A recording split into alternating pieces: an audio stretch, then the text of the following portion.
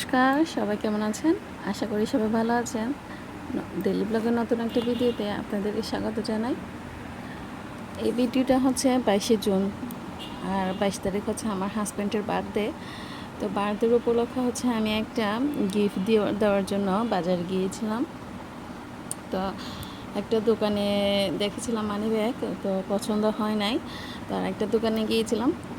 মানি ব্যাগটা দেওয়ার উদ্দেশ্য হচ্ছে ওর মানি ব্যাগটা গত শুক্রবারে হচ্ছে বিচে পানিতে হারিয়ে গিয়েছে গোসল করার সময়।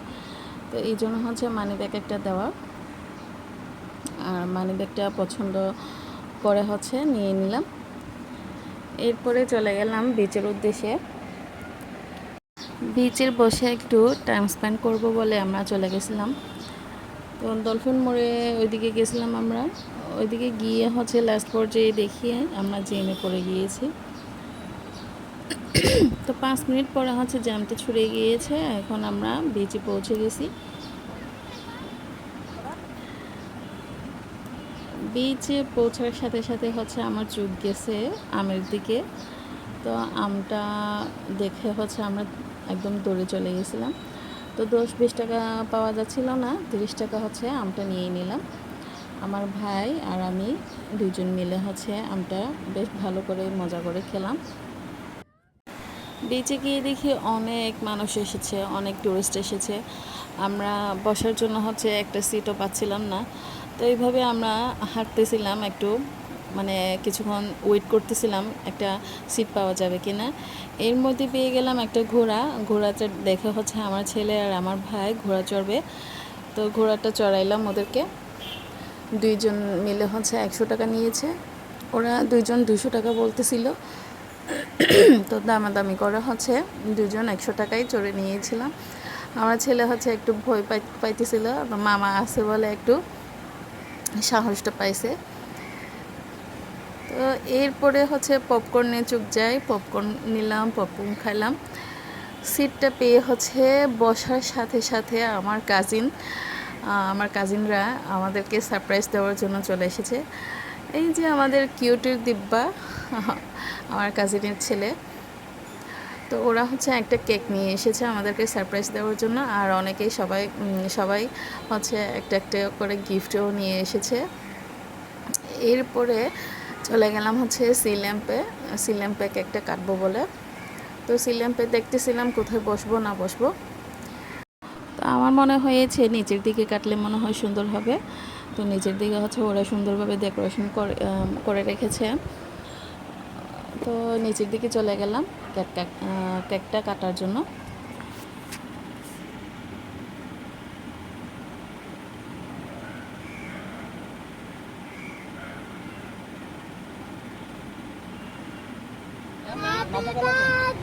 এরপরে দেখেন আমার ছেলে আমাকে কি করতে বলতেছে।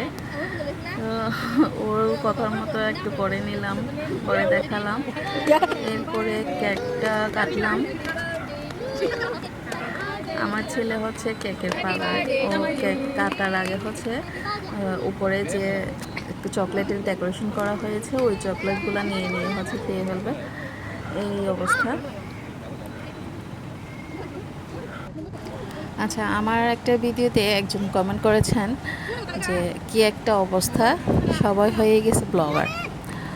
আচ্ছা ভাই, আমার কথা হচ্ছে আমি না হয় ব্লগার হলাম, আপনি কি হতে পেরেছেন আমাকে একটু জানাবেন। আপনি আসলেই কে? আপনি যে অ্যাকাউন্টে নাম দিয়েছেন যে রাখাইন সমাজ ভালো আছে, আদৌ কি রাখাইন সমাজ ভালো আছে? আপনাদের মতো কিছু টক্সিক মানুষ হচ্ছে রাখাইন সমাজকে কোনো দিন ভালো থাকতে দিবে না, কোনো দিন ভালো হতে দিবে না। আমি ব্লগার হয়ে কি কোনো কিছু খারাপ করেছি? আপনার খারাপ লাগলে আপনি দেখবেন না আমার ব্লগ। ঝাঁক, আমাদের কিউটের দিব্যাতে দেখেন কীভাবে নাচতেছে, সবাইকে পেয়ে একদম খুশি হয়ে গেল। এরপরে চলে আসলো আমাদের অর্ডার, ফ্রাইড রাইস আর নুডলস।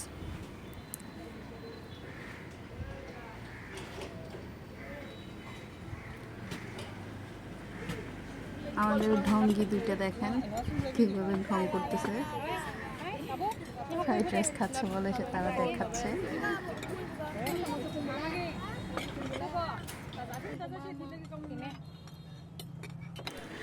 এত কিছু খাওয়ার পরে এক কাপ চা না হলে জমেই না। এই জন্য হচ্ছে চলে গিয়েছিলাম রাজা চা খাওয়ার জন্য, বিখ্যাত রাজা চা। ওনার হাতে, রাজার হাতে চা খাওয়ার জন্য হচ্ছে দূর দূরান্ত থেকে মানুষ এসেছে। আমি আরেকবারও গিয়েছিলাম, তখন হচ্ছে রাজা ছিলেন না। আর এখন রাজাকেও পেয়েছি আর রাজার ওয়াইফকেও দেখেছিলাম। তো এই যে রাজা, উনি হচ্ছে চা বানাচ্ছেন। আর ওনার হাতে চা খাওয়ার জন্য হচ্ছে দূর দূরান্ত থেকে অনেক মানুষ চলে আসে, অনেক মানুষ এসেছে অলরেডি। তো এই যে রাজার সাথে একটা ছবিও তুলেছি আমি। আর উনি হচ্ছেন আমাদের মাননীয় স্পিকার মহোদয়কেও ওনার হাতে চা হচ্ছে উপভোগ করিয়েছিলেন। এই জন্য হচ্ছে ওনার চা এত বিখ্যাত। আমাদের চাও চলে এসেছে, আমরা চাটা খাইলাম। আর আমাদের ছোটরা হচ্ছে জুস খাচ্ছিল, আমার ছেলেও জুস খাই।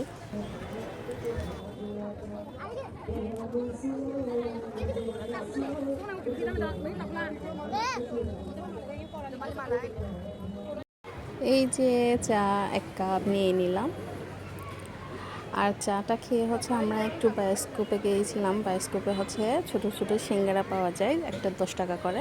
আর অনেকগুলা মানে চা পাওয়া যায় অনেক ফ্লেভারের মধ্যে, আর স্ন্যাক্সও পাওয়া যায়।